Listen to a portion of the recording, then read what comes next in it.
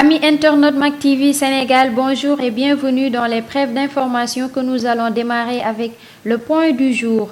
Sur 1274 tests réalisés, 95 sont revenus positifs au coronavirus, soit un taux de positivité de 7,5%.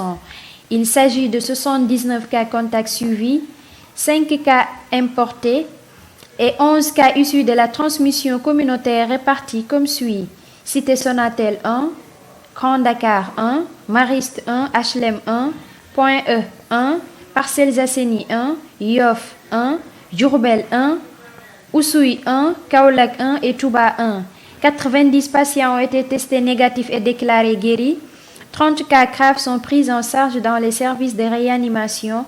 4 nouveaux décès liés à la Covid-19 enregistrés à ce jour. Le Sénégal compte 6 793 cas positifs, dont 4 431 guéris, 112 décès et 2 249 encore sous traitement. Coronavirus toujours, le virus connaît une propagation inquiétante à la maison d'arrêt et de correction de Diourbel.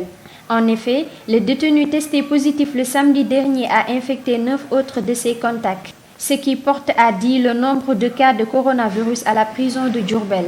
Ce qui est plus inquiétant dans cette affaire est que la maison d'arrêt compte près de 500 pensionnaires.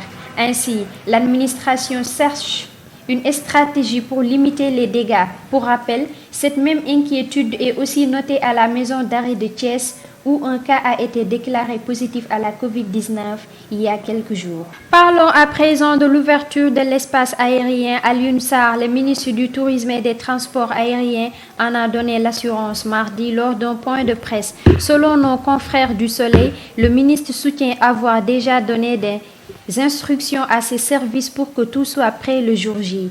Dès l'annonce du chef de l'État, j'ai demandé à l'Agence sénégalaise de l'aviation civile d'instruire les procédures de notification. Quand un aéroport est ouvert, il y a les NOTAM, un code qui est donné à l'ensemble des navigants mondiaux pour dire que tel espace aérien est ouvert, a souligné Alioune Sarr, estimant que beaucoup de compagnies avaient déjà fait la demande d'atterrir à l'AIBD. Le ministre a notamment précisé que l'ouverture de l'espace se fera de manière progressive. Toujours dans les brèves d'information, le préfet de Dakar fixe un ultimatum aux commerçants du marché Sandaga. Dans un communiqué rendu public ce mardi, Alioune Badara Samb demande aux commerçants de quitter les lieux au plus tard vendredi 3 juillet 2020.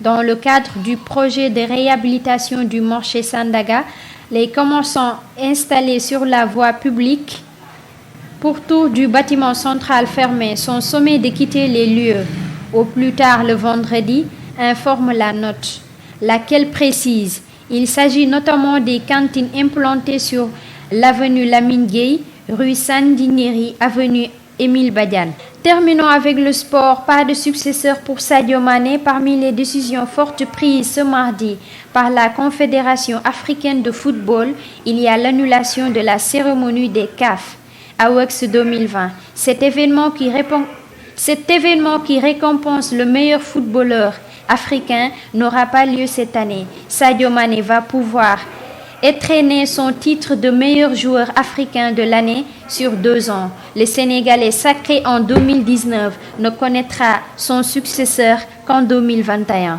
Voilà, c'est ce qui met fin à cette brève d'information. Nous vous donnons rendez-vous prochainement.